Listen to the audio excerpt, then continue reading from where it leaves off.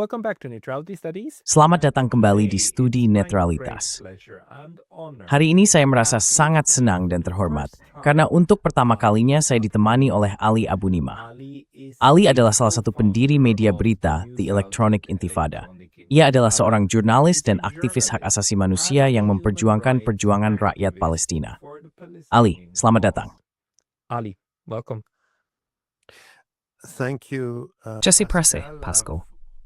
Setelah menikmati diskusi dan warning Sol, selalu dalam selama Asif Muhammad. Jadi merupakan contoh dan bereaksi UDP presentasi. Thank you very much. I mean, that's a great honor to hear that. Terima kasih banyak. Maksud saya itu suatu kehormatan besar mendengar hal itu. Dan Anda tahu, Anda telah lama menjadi salah satu orang yang bersuara untuk hak-hak rakyat Palestina, tetapi juga untuk perdamaian di Asia Barat. Anda telah didemonisasi karena hal itu. Saya ingin memulai dengan sesuatu yang sulit saya percayai ketika itu terjadi, ketika saya membacanya. Saya sebenarnya berada di Swiss pada waktu yang sama dengan Anda, dan Anda ditangkap di Zurich, di jalan. Anda diseret oleh petugas polisi berpakaian sipil ke dalam sebuah van dan menghilang selama akhir pekan. Baru-baru ini, Anda memenangkan pertempuran hukum yang cukup penting terkait hal ini. Bisakah Anda menceritakan kepada kami secara singkat bagaimana kisahnya dan bagaimana perkembangannya hingga sekarang?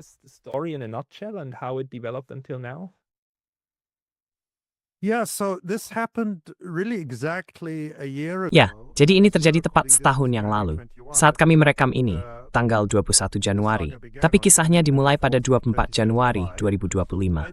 Saya diundang ke Zurich oleh sekelompok warga dan penduduk Swiss untuk berbicara di sebuah acara yang mereka adakan secara rutin untuk membahas khususnya Palestina. Mereka adalah aktivis dan akademisi, bukan kelompok besar.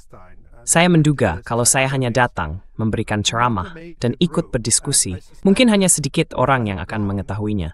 Mungkin hanya ada sekitar 30 atau 40 orang di sana. Tapi sebaliknya, hal itu berubah menjadi kisah internasional yang aneh.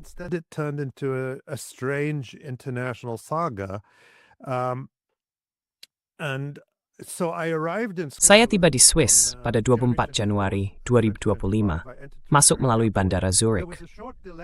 Ada sedikit penundaan yang tidak ada hubungannya dengan Swiss itu sendiri, melainkan karena saya, bersama beberapa pembicara dan penulis Palestina terkemuka lainnya, sebelumnya telah dilarang masuk ke Jerman, setelah Jerman secara paksa membatalkan sebuah konferensi tentang Palestina di Berlin. Saya tidak mencoba bepergian ke Jerman, tetapi tampaknya ada entry di sistem informasi Schengen dengan nama saya. Pihak Swiss melihatnya, menjadikan pertanyaan, dan sepenyusundaan singkat, mereka menginginkan saya masuk ke Swiss. Tidak ada masalah. Saya pergi ke hotel saya.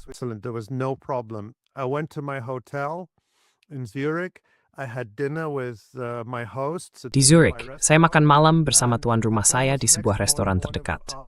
Rencananya, keesokan paginya, salah satu tuan rumah saya, seorang pria Swiss, akan menemui saya di hotel, dan kami akan berjalan bersama menuju tempat acara yang akan kami adakan keesokan harinya, yaitu hari Sabtu. Namun, sudah sejak Jumat malam ketika saya tiba di Swiss, hal-hal mulai terjadi. Artikel-artikel yang sangat bermusuhan muncul di salah satu surat kabar besar di sana, NZZ, dan sekolah tempat Asmi seharusnya mengadakan acara keesokan harinya, membatalkan izin. Saya pikir para penyelenggara diberitahu entah pada Jumat malam atau Sabtu pagi bahwa pihak sekolah telah mencabut izin penggunaan aula mereka.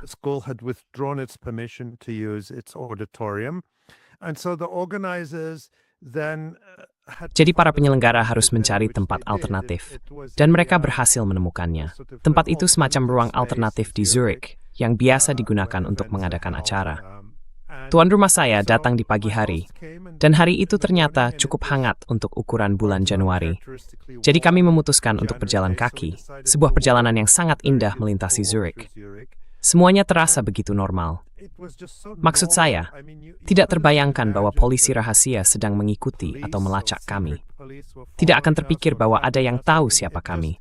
Kami hanyalah orang-orang yang berjalan di jalan. Lalu, pada satu titik, ketika kami mendekati tempat acara, seorang pria besar, tiba-tiba menangkap leher saya. Kami berada di terowongan pejalan kaki, jadi saya pikir saya sedang dirampok, sesuatu yang belum pernah saya alami sebelumnya. I thought I'm being robbed, which has never happened to me before, but that's what I thought because this thuggish guy. Tapi itulah yang kupikirkan, karena pria berperawakan kasar itu mencekik leherku. Lalu tiba-tiba aku merasakan sakit. Beberapa orang lagi ikut memegangiku. Aku mulai melawan, tapi bukan karena aku membuat keputusan berani untuk melawan. Itu murni naluri.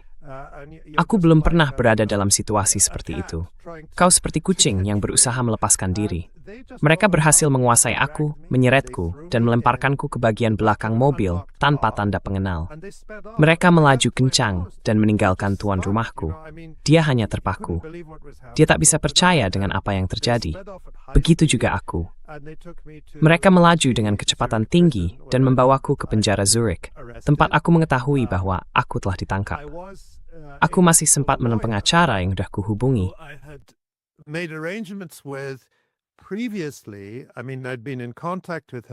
Maksud saya sudah berhubungan dengannya hanya karena masalah dengan Jerman. Kami hanya khawatir mungkin ada masalah di bandara. Tidak pernah terpikir hal seperti ini akan terjadi. Dia datang ke penjara, dan ada semacam sidang aneh. Saya tidak terlalu memahami jalannya sidang itu. Tapi yang saya pahami adalah mereka beberapa kali mengatakan kepada saya, Anda telah melanggar hukum Swiss. Dan saya terus bertanya kepada mereka, bagaimana saya melanggar hukum Swiss? Bisakah Anda memberitahu saya apa yang telah saya lakukan? Dan ingat, pada saat itu, saya baru saja tiba malam sebelumnya. Satu-satunya hal yang saya lakukan hanyalah makan malam dengan tuan rumah saya. Makan malam pribadi di sebuah restoran. Saya belum bicara di depan umum, belum memberikan wawancara kepada media, dan saya masuk ke negara itu secara sah.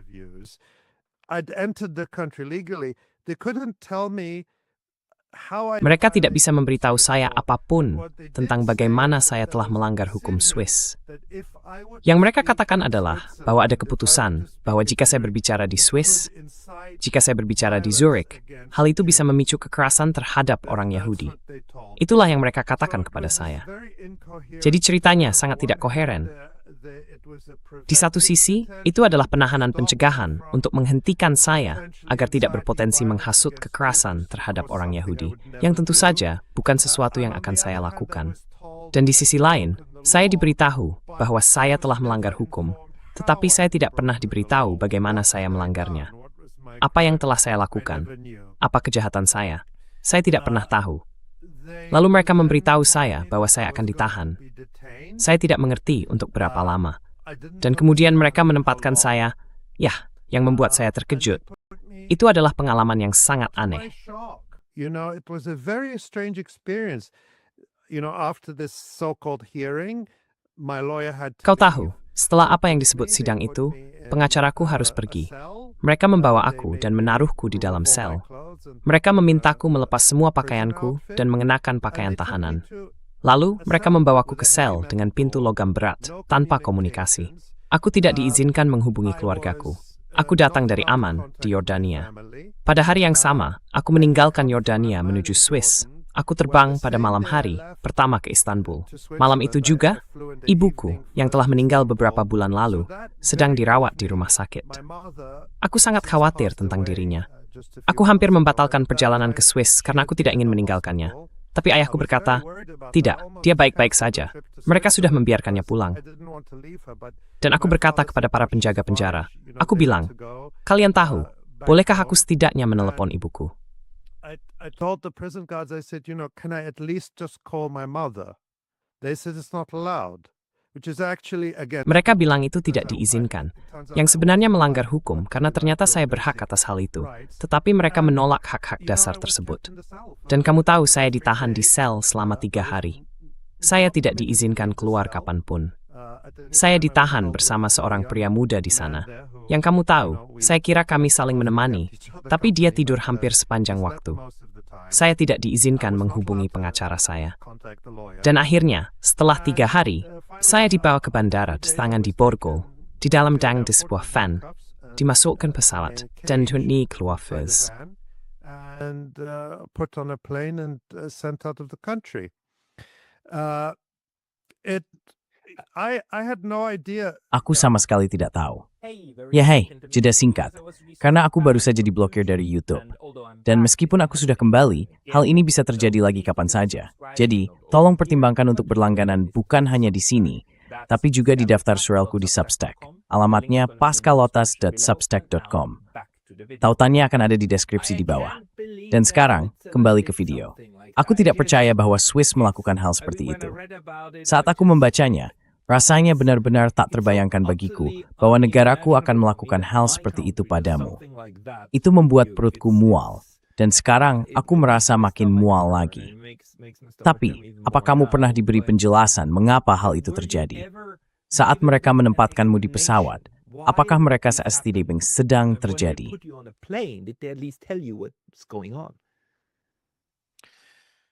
We were given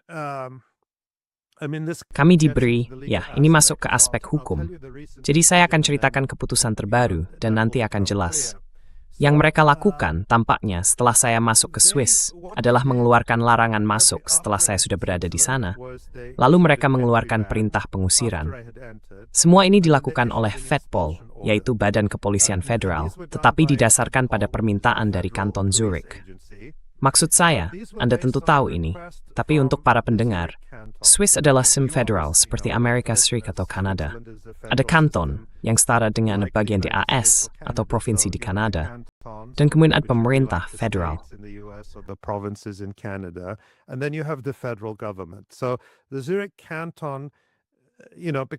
Jadi, Kanton Zurich, karena imigrasi serta keluar masuk negara merupakan urusan federal, 2 hari sebelum saya tiba di Swiss, Kanton Zurich telah mengirimkan permintaan kepada Fedpol, kepada pemerintah federal, dengan mengatakan, kami mendengar bahwa Ali Abu Nimah akan datang ke Zurich untuk berpartisipasi dalam acara-acara ini, dan kami menganggap hal ini sangat berbahaya. Kami meminta Fedpol untuk mengeluarkan larangan masuk dan mencegahnya memasuki Swiss. Itu step free stayed di 2 hari sebelum saya tiba. Keesokan harinya, Fedpol menggagal Kanton Zurich. And the she's saya mahanyu mahangkun sedesawat. We've examined, of course, I'm just summarizing what's in the documents. They said we've examined your request. Mereka berkata, kami telah meninjau permintaan Anda dan tidak ada dasar untuk larangan masuk. Oleh karena itu, permintaan Anda ditolak. Apa yang dikatakan Fedpol dalam dokumen internal tersebut adalah bahwa pandangan yang ditentang oleh Kanton Zurich dilindungi oleh kebebasan berekspresi. Pertama. Dan kedua, mereka tidak dapat menemukan alasan apapun untuk menyatakan bahwa dia merupakan ancaman terhadap keamanan internal atau eksternal Swiss, yang akan menjadi dasar hukum untuk menerbitkan larangan masuk. Karena itu, permintaan tersebut ditolak. Dan yang patut dicatat, sekarang saya tahu jauh lebih banyak tentang aspek-aspek hukum Swiss ini daripada yang pernah saya bayangkan. These aspects of Swiss law than I ever thought I would know. But the Fed policy. Namun menurut undang-undang, sebelum Fedpol mengeluarkan keputusan, mereka harus berkonsultasi dengan 2 lembaga lain. Dinas Intelijen Nasional, yang saya kira disebut NDB berdasarkan singkatan Jermannya, dan Kantor Migrasi Federal. Keduanya memberikan penilaian tertulis, yang tentu saja kami miliki, karena melalui proses hukum kami memperoleh semua dokumen ini dalam tahap penemuan. NDB menyatakan, kami tidak memiliki informasi yang menunjukkan orang ini merupakan ancaman. Dan Kantor Migrasi mengatakan hal yang sama. Jadi Fedpol, Dinas Intelijen Nasional, dan Kantor Migrasi semuanya menyatakan tidak ada dasar untuk mengeluarkan larangan masuk.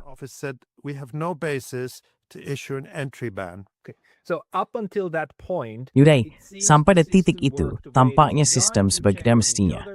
Kalian saling memeriksa apakah ada informasi, dan kemudian kebebasan warga negara S untuk masuk ke Swiss tepat. Jadi tidak orang yang masuk sama sekali. Benar. Correct, and therefore I entered Switzerland legally. Dan karena itu, saya masuk ke Swiss secara legal. Ternyata, pada hari yang sama saya masuk, larangan masuk baru dikeluarkan setelah saya sudah berada di dalam. Lalu apa yang terjadi? Sekarang kita tahu cukup banyak detailnya. Pertama, dari dokumen yang kami miliki, termasuk beberapa email internal. Saya percaya pengacara saya masih berusaha memastikan apakah kami sudah memiliki semua dokumen atau ada yang masih ditahan. tapi kami sudah punya banyak. Dan hal lainnya adalah pada bulan November, ada komite parlemen, komite khusus, saya kira disebut komite pengawasan. Ini adalah komite audit yang meninjau tindakan pemerintah federal. Mereka juga menerbitkan laporan tentang kasus ini. Dan yang kami ketahui adalah bahwa setelah keputusan FedPol untuk menolak larangan masuk itu, FedPol to reject the entry ban, the next day FedPol reversed that decision. keesokan harinya, FedPol membatalkan keputusan tersebut dan mengeluarkan larangan masuk. Namun mereka melakukannya tanpa adanya bukti baru. Tidak ada hal baru yang terungkap, dan tidak ada catatan dalam berkas yang menjelaskan mengapa keputusan awal yang sah dan benar itu dibatalkan. Penyelidikan parlemen menemukan bahwa kepala FedPol saat itu, seorang wanita bernama Nicoletta de Laval, melakukan panggilan telepon kepada wakil direktur terkait di FedPol, dan pada dasarnya memerintahkannya untuk membatalkan keputusan tersebut tanpa dasar apapun. Menurut laporan parlemen, intervensi ini sepenuhnya tidak pantas, bertentangan dengan prosedur normal, dan dilakukan tanpa alasan yang dapat dibenarkan sama sekali. Normal procedure and again was done without any basis whatsoever. And what the parliamentary report says is Laporan parlemen tersebut menyatakan bahwa hal itu menimbulkan kemungkinan adanya campur tangan politik. Campur tangan politik yang tidak semestinya. Dan ini penting karena De Laval pensiun dari FedPol beberapa hari setelah insiden ini. Tak lama kemudian, ia mengambil posisi di sebuah dana lindung nilai bernama Champel Capital, yang merupakan dana lindung nilai asal Israel yang berinvestasi besar di industri persenjataan. Pendiri perusahaan itu adalah seorang pria bernama Amir Weitman, anggota Partai Likud yang dipimpin oleh Benjamin Netanyahu, dan ia dikenal sebagai dukung vokal genosida di Gaza serta pengusiran total rakyat Palestina dari Gaza. total expulsion of the Palestinian people from Gaza. And another senior partner of Champel Capital Dan mitra senior lainnya di Champel Capital adalah mantan jenderal Israel bernama Giora Eiland, salah satu arsitek dari apa yang disebut rencana para jenderal, sebuah rencana yang disusun selama genosida yang sedang berlangsung ini untuk pengusiran total penduduk dari Gaza, termasuk melalui kelaparan, dan dengan secara langsung menargetkan penduduk sipil. Inilah perusahaan yang segera mempekerjakan Nicoletta de Laval, dan hal itu menimbulkan skandal bahkan di media Swiss sebelum peran pribadinya dalam penangkapan saya diketahui. prior to it being known of her personal role in my arrest, even for the mainstream quite conservative Swiss. Kau tahu, bahkan bagi media arus utama Swiss yang cukup konservatif, hal ini sudah menjadi kekhawatiran. Beberapa orang menyuarakan kekhawatiran bahwa sebagai mantan pejabat tinggi federal, Nicoletta de Laval mungkin memiliki akses ke informasi istimewa tentang isu-isu keamanan Swiss, berpotensi termasuk kontrak pertahanan Swiss dan hal-hal terkait, sehingga bisa timbul konflik kepentingan, terlepas dari faktor politiknya. Selain itu, Nicoletta de Laval juga secara terbuka sangat pro-Israel. Jadi semua hal ini telah terungkap. Sekarang, dalam hal proses pengadilan, proses hukum, kami telah mengajukan sejumlah kasus di Swiss. Yang pertama adalah menentang penahanan saya sendiri. Fakta bahwa saya ditahan di penjara. Detention as such, the fact that I was held in the prison. And in Pada bulan Desember, pengadilan administrasi di Zurich memutuskan sepenuhnya mendukung kami dalam setiap poin. Mereka menyatakan bahwa penangkapan dan penahanan saya tidak sah, melanggar hukum Swiss, dan tidak konstitusional menurut konstitusi Swiss. Itu merupakan perampasan kebebasan saya secara sewenang-wenang. Saya tidak pernah diberitahu alasan penangkapan saya, dan tidak ada dasar hukum untuk itu. Lebih jauh lagi, hal tersebut merupakan pelanggaran terhadap Konvensi Eropa tentang hak asasi manusia. Saya berharap hal ini memiliki makna yang lebih luas. Selain itu, kami telah mengajukan banding ke pengadilan federal di Swiss terhadap larangan masuk dan perintah pengusiran, dan putusan-putusan tersebut bisa keluar kapan saja. Kami belum menerimanya, bisa saja tangkapan pun. We haven't received them yet. They could come any day.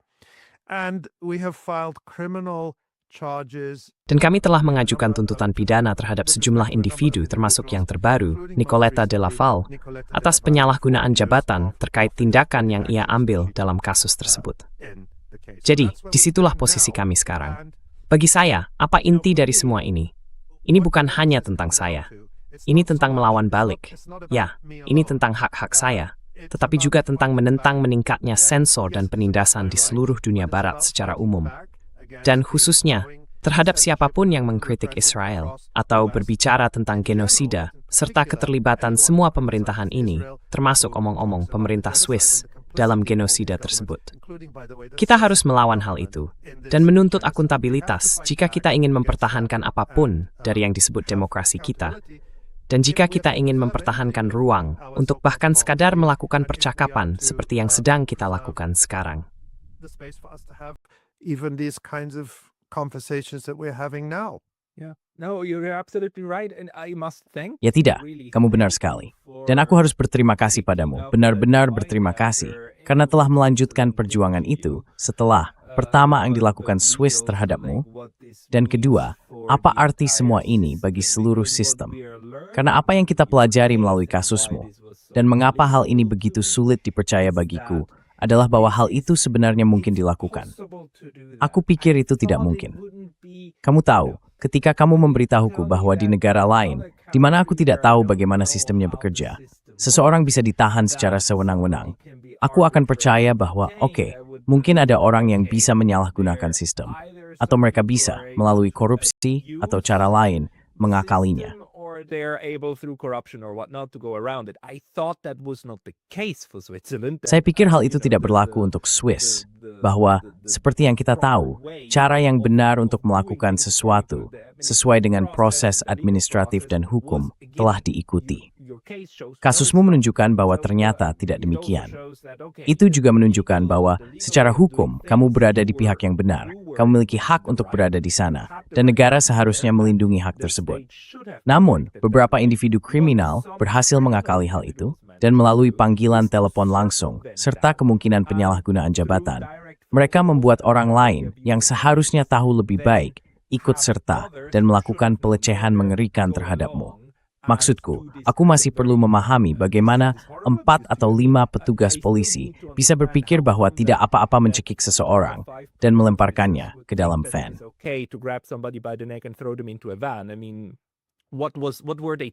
Maksud saya, apa yang mereka diberitahu tentang apa yang sedang Anda lakukan? Apa yang mereka diberitahu tentang siapa yang sedang mereka hadapi? Maksud saya, itu terdengar seperti sesuatu yang akan dilakukan terhadap pengedar narkoba paling berbahaya atau semacamnya. Orang-orang yang mungkin dianggap bisa menyerang mereka atau semacam itu. Tapi penyalahgunaan sistem seperti ini memang mungkin terjadi. Dan yang sangat mengkhawatirkan, tampaknya ada hubungan yang sangat dekat dengan pemerintah asing. Dan hal itu menjadi motivasi bagi orang ini, bahkan de Laval, untuk kemudian mendapatkan pekerjaan baru. Saya tidak ingin menuduh siapapun atas apapun, terutama karena kasus ini masih berlangsung, tapi sangat mengkhawatirkan apa yang bisa dilakukan oleh uang. Well, it is, yeah, from what we know, it is very worrisome. Dari apa yang kita ketahui, situasinya sangat mengkhawatirkan. Saya sudah menyampaikan apa yang saya ketahui dan bagaimana hal ini tampak bagi saya, tetapi saya ingin sistem peradilan Swiss melakukan penyelidikan secara adil dan menetapkan fakta-faktanya. Mungkin itu kabar baik di sini, bahwa pengadilan di Zurich memberikan putusan yang sangat baik, dan Komite Audit Parlemen menghasilkan laporan yang sangat menyeluruh. Hal itu memberi saya sedikit keyakinan bahwa masih ada sistem di Swiss yang dapat menemukan kebenaran. Itu saja yang saya minta. Saya tidak meminta lebih dari itu. Namun ada satu hal yang ingin saya sebutkan, yang menurut saya menambah sisi mengkhawatirkan dari cerita ini, yaitu, karena Anda bertanya apa yang mereka diberitahu tentang siapa saya, dengan siapa mereka berurusan. What were they told about who I was, who they were dealing with? I felt like they. Saya merasa seolah-olah mereka menganggap sedang berhadapan dengan seseorang yang sangat berbahaya. Selama saya ditahan di penjara, seperti yang sudah saya sebutkan, saya tidak diizinkan keluar dari sel. Baru setelahnya saya tahu bahwa seharusnya kami mendapat 1 jam sehari untuk berolahraga di luar, tetapi kami tidak pernah diberi kesempatan itu. Jadi kami berada di dalam sel selama 24 jam sehari. Keesokan paginya, setelah saya menghabiskan malam pertama di penjara, mereka datang ke sel, membuka jendela kecil di pintu logam besar, dan berkata, Anda punya pertemuan dengan polisi. Kami harus membawa Anda ke sana. Saya bertanya tentang apa pertemuan itu, dan apakah pengacara saya akan hadir. Mereka menjawab, kami tidak tahu. Kami hanya harus membawa Anda. They said, we don't know. We just have to take you. You know, they're just the prison wardens. Kau tahu, mereka hanyalah para sipir penjara. Mereka berkata, kau bisa menanyakannya pada mereka. Aku berkata, baiklah, aku akan ikut dengan kalian. Jadi kami pergi, dan kami sampai di sebuah kantor. Aku berpikir, baiklah, kalau ada wawancara dengan polisi, mereka harus memanggil pengacaraku untuk datang, kan? Itu hak dasar. Jadi aku pikir, setidaknya sekarang aku akan bisa bertemu dengan pengacaraku, karena aku sudah memintanya, dan mereka tidak mengizinkan. EGC sama mereka, dan tiba-tiba di sebuah kantor, di mana seorang pria menyapaku dalam bahasa Arab. Aku pikir dia adalah penerjemah, dan aku akan memberitahumu mengapa aku berpikir begitu, yang akan memberimu sedikit gambaran tentang bagaimana keadaan di Swiss dan di Eropa secara umum.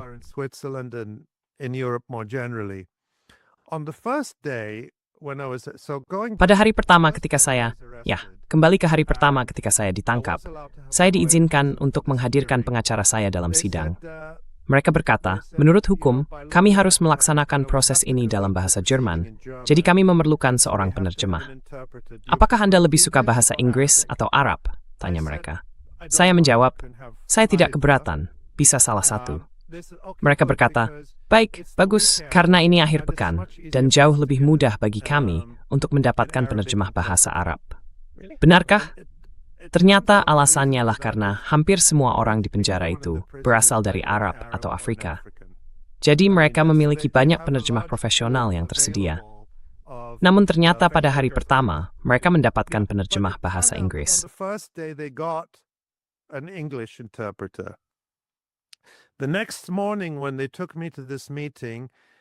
Keesokan paginya, ketika mereka membawa saya ke pertemuan itu, ada seorang pria Arab. Saya berpikir, baiklah, ini akhir pekan. Mungkin mereka hanya menemukan seorang penerjemah bahasa Arab yang sedang bertugas. Dia menyapa saya dalam bahasa Arab, dan saya bertanya, apakah Anda penerjemahnya? Dia menjawab, tidak, silakan masuk. Kami akan menjelaskan. Ada dua pria di sana. Satu orang Swiss, seorang penerjemah Swiss-Jerman, dan pria yang berbahasa Arab, yang berbicara dengan dialek Mesir. Mereka bersikap sangat ramah kepada saya. Di atas meja ada botol San Pellegrino, air mineral Swiss yang berkuas, dan mereka penelin teh.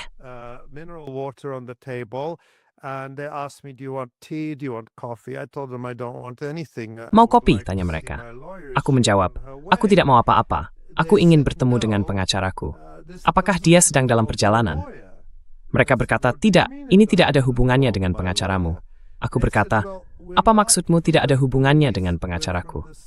Mereka menjawab, ya, kami bukan dari kepolisian. Kami dari Kementerian Pertahanan Swiss. Apa, kataku? Ya, lalu aku bertanya, apa hubungannya kalian dengan semua ini? Mereka berkata, kami hanya ingin datang dan berbicara denganmu, melihat apakah kami bisa membantumu. Aku berkata, kalau kalian ingin membantuku, kalian bisa melepaskanku, karena aku tidak tahu kenapa aku ada di sini. Mereka berkata, tidak, kami hanya ingin berbicara denganmu. Mungkin kami bisa menyelesaikan masalahnya dan membantumu. Aku berkata, aku tidak tahu apa masalahnya. Aku tidak tahu kenapa aku ada di sini.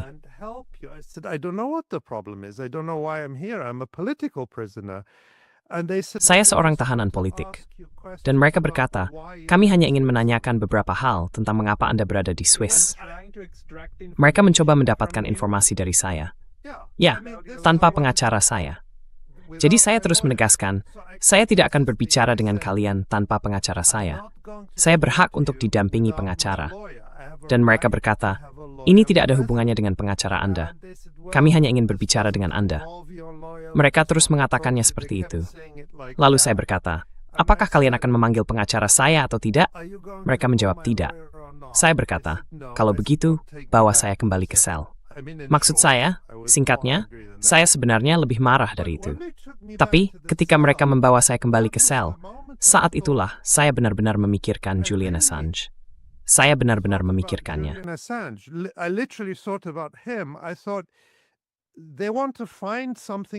Saya pikir mereka ingin mencari sesuatu untuk menuduh saya. Karena sehari sebelumnya mereka mengatakan bahwa jika saya berbicara, saya akan menghasut kekerasan terhadap orang Yahudi. Saya akan menghasut ekstremisme. Saya benar-benar takut mereka akan mengada-ada sesuatu untuk menuduh saya. Sehari sebelumnya mereka mengatakan kepada saya, Anda melanggar hukum, tanpa memberitahu apa pelanggaran saya. Saya menafsirkan pertemuan ini sebagai upaya mereka mencari alasan untuk memancing sesuatu dari saya agar mereka bisa berkata, aha, dia mengakui sesuatu. Apakah mereka pernah memberitahu nama mereka? Pria Swiss itu memperkenalkan dirinya sebagai Hoffman. Pria Mesir itu, atau pria yang berbahasa Arab, jika dia memberitahu namanya, saya tidak mengingatnya. Saya ingat Hoffman. Ini sungguh aneh. This is so bizarre. This is so bizarre. And I learned later. Ini sungguh aneh. Belakangan saya tahu, saya tidak tahu saat itu, bahwa setelah saya dibebaskan, ketika saya berbicara dengan para pengacara dan sebagainya, saya mengetahui bahwa Dinas Intelijen Swiss, yang omong-omong, 2 hari sebelumnya mengatakan mereka tidak memiliki informasi tentang saya, sebenarnya berada di bawah Kementerian Pertahanan Swiss. Ya, benar. Ya, benar. Jadi kami berasumsi bahwa orang-orang itu berasal dari intelijen Swiss. Tapi tahu kan, saya tidak setuju untuk berbicara dengan mereka. Jadi saya tidak tahu apa maksud mereka. Saat itu saya khawatir mereka ingin mencari-cari alasan untuk menahan saya atau menuduh saya melakukan kejahatan. Karena mereka mengatakan, saya telah melanggar hukum tak menjelaskan apa yang telah saya lakukan. And you never got the documents. Nummer 2 Mers meldt u. Dan is inte riktigt nära Steve Versten. Italingo. Siapa orang-orang ini? Karena mereka jelas harus mendaftarkan semuanya. Insim brar. Yeah, to my knowledge, I don't. Sejauh yang saya tahu, saya rasa kami belum menerima dokumen yang berkaitan dengan hal itu. Saya tidak ingin salah bicara, tetapi saya percaya pengacara saya masih mengambil langkah-langkah untuk memastikan apakah kami sudah atau belum menerima semua dokumen tersebut.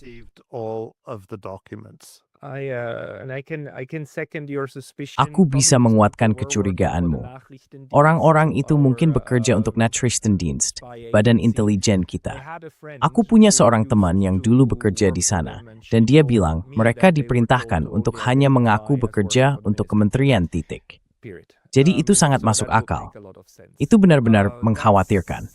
Tapi sekarang pengadilan mengatakan bahwa kamu berada di pihak yang benar dan hak-hakmu telah dilanggar. Apakah kamu sudah menerima kompensasi apa dari Brown Race? Were you given any compensation for what happened to you so far? Not yet. Well, yes, the court. Belum. Ya benar, pengadilan administratif Zurich memerintahkan kanton untuk membayar biaya hukum saya, yang menurut saya sekitar 9.500 franc Swiss. Sejauh yang saya pahami, keputusan itu akan menjadi final setelah 30 hari, karena itu adalah jangka waktu di mana kanton dapat mengajukan banding jika mereka mau. Setelah keputusan itu final, barulah kami bisa mengajukan kompensasi. Jadi itu akan menyusul. Maksud saya, kompensasinya bukan ini, secara nolly, jubabutji simbolis, yuris symbolisan langsung, antumajog nak teseses. Kabimfahal priskap. Seperti yang baru, amjumik kusna jukwan, skik thanling. And, we will pursue that process. What worries me so much is that all of this seems so Yang sangat membuat saya khawatir adalah bahwa semua ini tampak begitu terkoordinasi, begitu maksud saya, begitu dipersiapkan. Juga artikel-artikelnya. Saya ingat membacanya, entah pada hari Minggu saat kamu masih di penjara, hari Senin ketika mereka harus membebaskanmu. Artikel-artikel itu, termasuk wawancara dengan kepala, siapa dia waktu itu, Kepala Kementerian Kehakiman Kanton Zurich, Mario Fair. Dia masih menjabat di posisi itu ya. Namanya sedara Partai Timta, Partai Sosial Demokrat. Dimensi engguthi yang membayar iuran. Intimasi marah pada orang Meng. Aku rasa sekarang dia sudah resmi menjadi independen. Tapi dulu dia anggota partai itu. Dan berkas-berkasnya menunjukkan bahwa dia punya peran. Dia tampak begitu gembira. He was so gleeful. Dia bersibuk dan memberi dalam ursa NZZ Neng. Ensis Jai. Yeah, the files show. Ya, berkas-berkas itu menunjukkan, dan ini sudah dipublikasikan, bahwa dia memang berperan. Saya tidak ingin berspekulasi lebih jauh dari itu, karena semoga hal itu akan terungkap melalui proses yang berjalan. Sekali lagi, menurut saya, bagi warga Zurich, setidaknya bagi sebagian dari mereka yang peduli pada hak-hak demokratis, akan sangat mengkhawatirkan jika kepala keamanan di Zurich bisa bertindak seolah-olah dia berada di atas hukum. Dan hal itu harus diselidiki secara menyeluruh.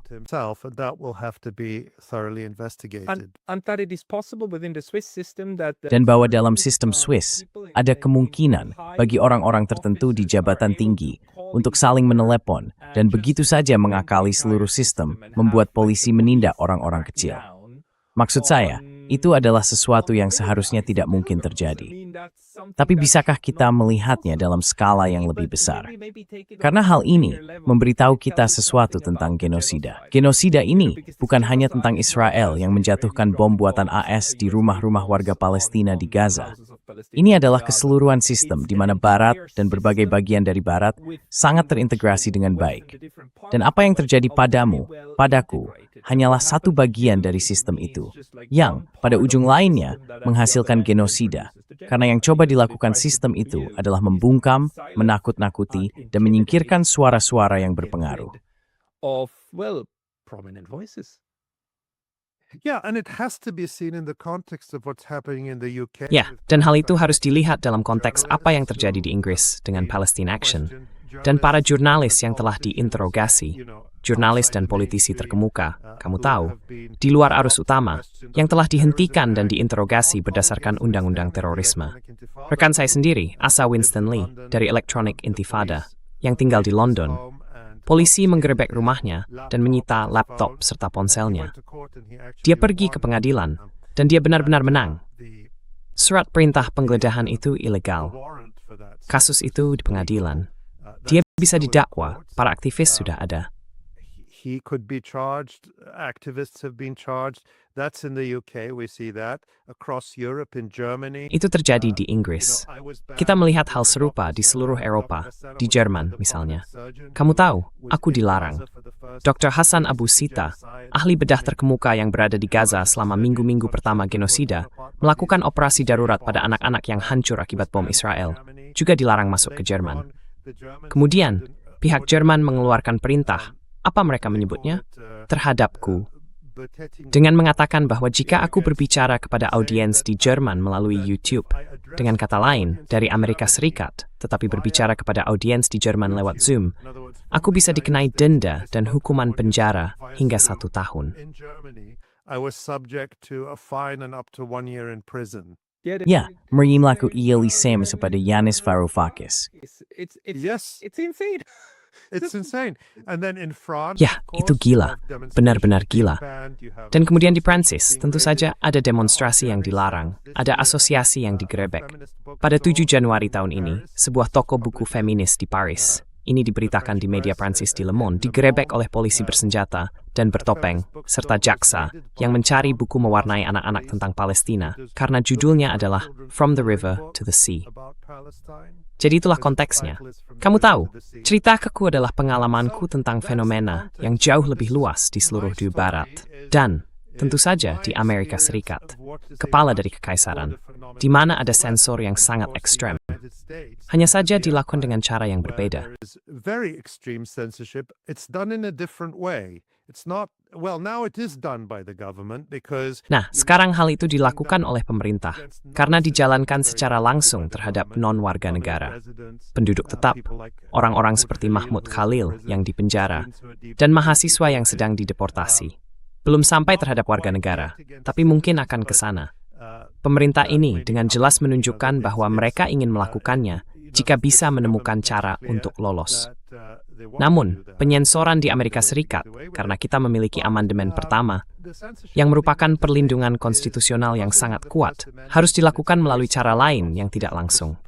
Jadi hal itu dilakukan melalui administrasi universitas, melalui korporasi, melalui media, yang menghukum kebebasan berbicara dengan memecat akademisi, menangguhkan mahasiswa, dan sebagainya. Jadi, penyensoran di Amerika Serikat sama ekstremnya, hanya saja dijalankan melalui mekanisme yang sedikit berbeda. It's just done through a slightly different mechanism.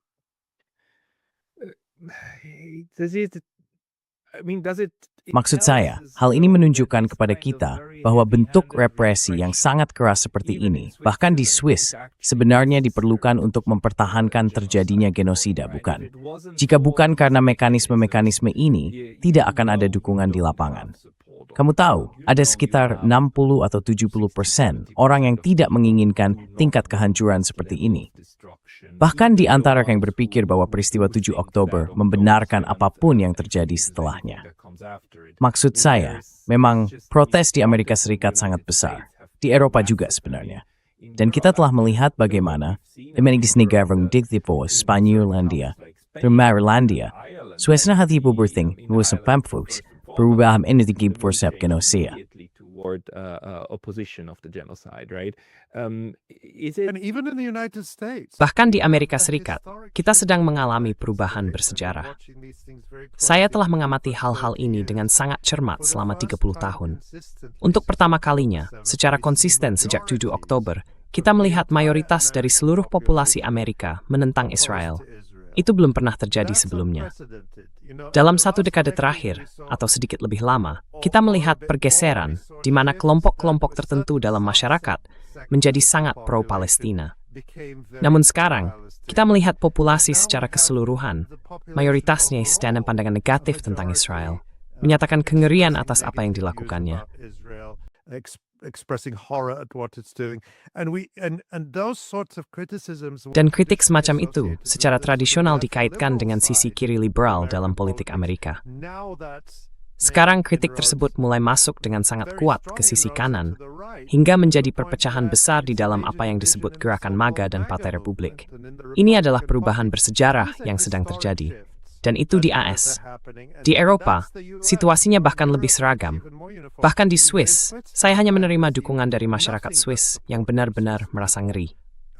Jadi UO, de malets de mitroni steffe fra EU famhase, des mosisi at. From where people stand. Is this maybe, as a hopeless optimist? Ya, apakah ini mungkin? Ya, kamu tahu sebagai seorang optimis tanpa harapan, aku selalu mencari sisi positif. Apakah ini salah satunya? Bahwa sebenarnya kamu tahu, situasinya sudah begitu mengerikan, begitu buruk, dan begitu terbuka di depan publik, dengan rezim Zionis yang bahkan mengatakan, kami ingin memusnahkan orang-orang ini dan menyingkirkan mereka, dan semakin banyak yang kami bunuh semakin baik. Maksudku, mereka benar-benar mengatakannya. Itu tercatat, tidak disembunyikan dimanapun. Apakah ini sudah sampai pada titik di mana sungguh hal ini begitu tak bisa diabaikan, sehingga akan memicu perubahan, entah ke arah manapun?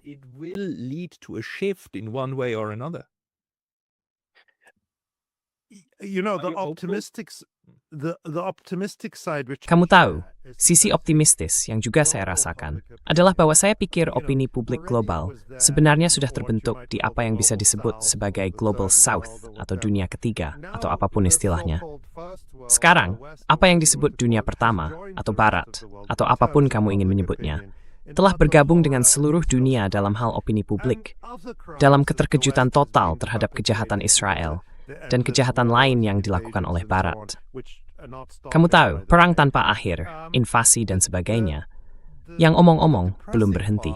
Ya, bagian yang membuat depresi adalah apa mekanisme untuk menerjemahkan semua itu menjadi perubahan nyata, menjadi transformasi yang sesungguhnya.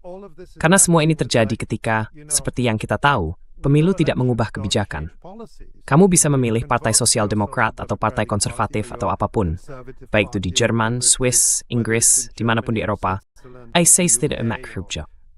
Anywhere in Europe or in the US, it doesn't change the policies. I mean, well, in the US, you could say we have some kind of. Maksud saya, ya, di AS bisa dibilang kita mengalami semacam perubahan radikal. Tapi sebenarnya tidak terlalu radikal.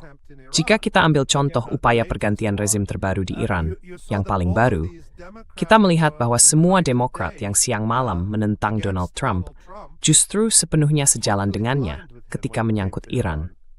Mereka sepenuhnya sejalan dalam mendemonisasi apa yang mereka sebut sebagai rezim, menyebarkan narasi bahwa ini hanyalah revolusi rakyat tertindas, dan sama sekali mengabaikan peran terbuka Israel, intelijen AS, dan intelijen Eropa dalam memicu krisis di Iran, dan sebagainya. Jadi mereka semua berada di pihak yang sama. Dan sekarang kita melihat dalam krisis mengenai Greenland ini, yang benar-benar membuka semuanya, bahwa Donald Trump sebenarnya sedang membantu kita dengan mengungkap pesan-pesan teks dari para pemimpin Eropa. Exposing these text messages from the European leaders, and they're saying, look, we're aligned with you. Dan mereka berkata, lihat, kami sejalan dengan kalian dalam hal Venezuela, Iran, Suriah, atau apapun itu. Kami hanya tidak ingin kalian melakukan hal yang sama kepada kami. Ada Mark Rutte, kepala NATO, yang mengatakan, kami mendukung kalian soal Gaza, yang berarti kami mendukung genosida. Ada Emmanuel Macron, Presiden Prancis, yang berkata, saya bersama kalian soal Suriah. Kalian melakukan hal-hal hebat di Suriah, hal-hal hebat di Ukraina.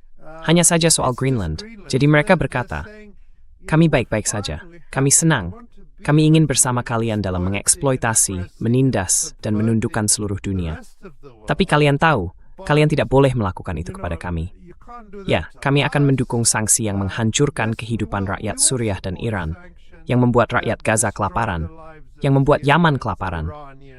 Tapi bagaimana bisa kalian berani memberlakukan tarif terhadap kami demi kepentingan politik? Tariffs on us for political purposes. Tens of millions of people. And Puluhan juta orang. Dan kamu tahu, kematian jutaan orang bisa diterima bagi mereka. Mereka bahkan menuliskannya dalam pesan teks dengan mengatakan, tidak apa-apa. Hampir ironis bahwa dibutuhkan seorang Donald Trump untuk benar-benar membuka kedok hal itu. Aku masih tidak mengerti cara berpikirnya. Kurasa dia ingin mempermalukan orang-orang ini. Tapi dalam prosesnya dia justru menyingkap seluruh cara berpikir dari sistem kolonial ini. Masih kolonial. Yang pola mais onil abad, it sticks feza. Di seluruh duoret. Sungguh thick points. It's quite mind-boggling. Yeah, and the thing is, so what do we do with all that? Ya, dan masalahnya adalah apa yang kita lakukan dengan semua itu. Semua ini terbuka, tapi mekanisme apa yang sebenarnya kita miliki sebagai warga biasa di semua negara ini? Menurut saya, itulah tantangan yang kita semua hadapi. Dan kita tidak punya jawaban yang baik. Karena 30 tahun terakhir telah menyebabkan pembongkaran mekanisme di mana orang biasanya berorganisasi secara kolektif. Serikat pekerja, partai politik berbasis massa, dan digantikan oleh partai-partai profesional yang mirip korporasi.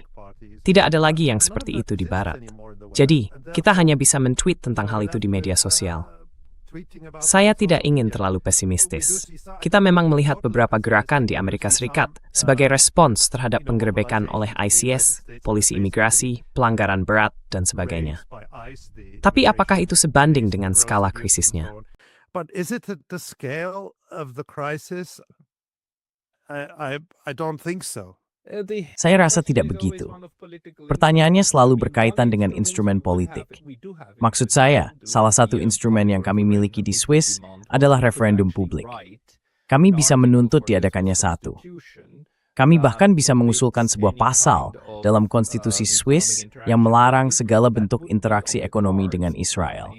Hal itu mungkin dilakukan di Swiss, tetapi sebagian besar negara tidak memiliki hak demokrasi langsung seperti itu.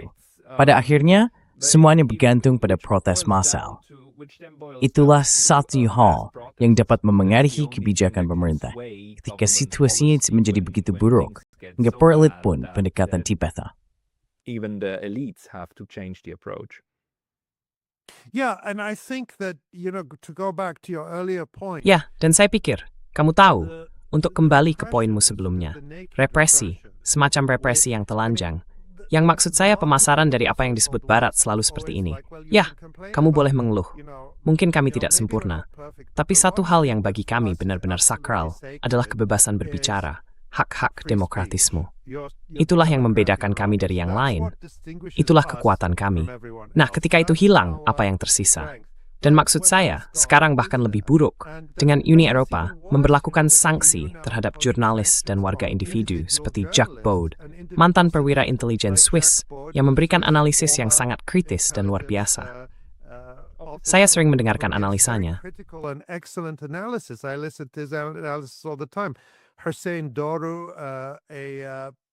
Hossein Daru, seorang jurnalis di Jerman, tidak bisa memberi makan keluarganya karena Ursula von der Leyen mengeluarkan dekret yang pada dasarnya mencabut semua haknya, memberlakukan sanksi pribadi terhadapnya.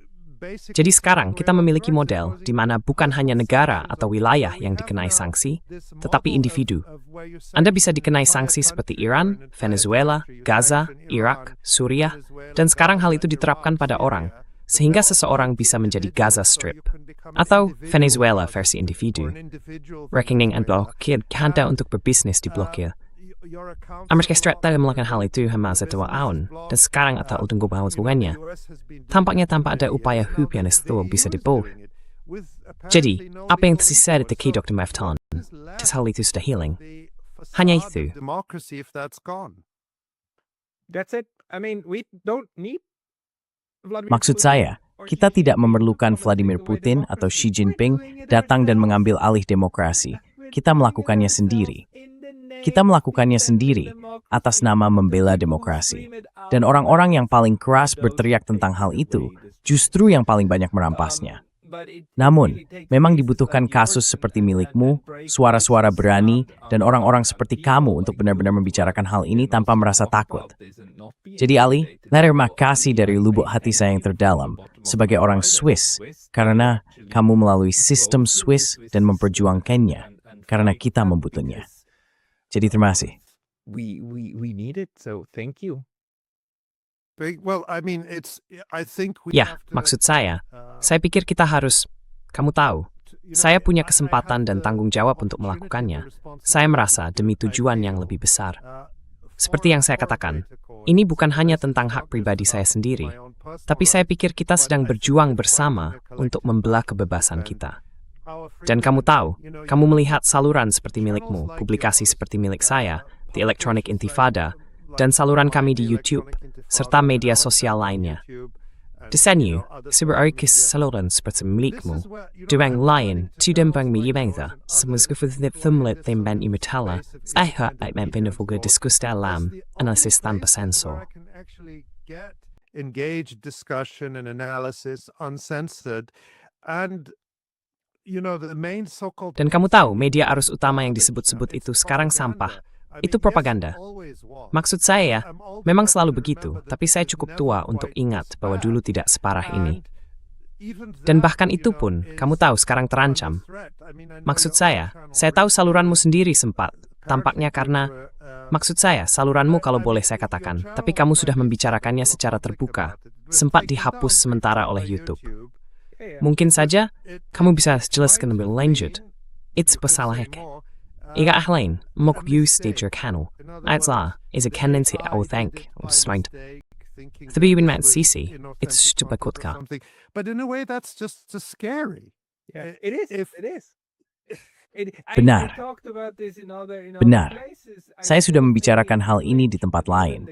Saya masih berpikir itu adalah gangguan, tapi bahkan gangguan itu mengungkapkan masalah dalam proses politik, bukan? Perusahaan bernilai ratusan miliar dolar seperti Google seharusnya bisa mengatasinya. Tapi bagaimanapun, kita perlu melindungi ruang-ruang ini. Dan hal tentang masyarakat adalah, ia hanya bisa berfungsi jika bekerja sama. Kita sebenarnya saling membutuhkan. Jadi sekali lagi, saya ingin berterima kasih kepada Anda, Ali. Dan bagi orang-orang yang ingin mengikuti Anda dan karya Anda, tentu saja mereka bisa mengunjungi laman utama Anda, The Electronic Intifada, dan akun X Anda untuk mengikuti Anda di sana. Apakah ada tempat lain di mana orang bisa membaca atau mendengarkan Anda? That's it. And Hanya hiu. And it's a oining to barwis notes a pimishiling top to pass di sila Anda okumimun saya. Anda stagnaik with a straight manapun. mainstream media. Kami pasti ingin memedoi galzet mesin. Isab mitna men morfov, hanstad no, etem makincho in matter speech pertama. Theory debats membukti sin sebuhen stone rembaik. Aidon Mariberg, si mak tetas kvothio hari ini. Thank you very much for your time today. Terima kasih, Spek. Pascal Lotas.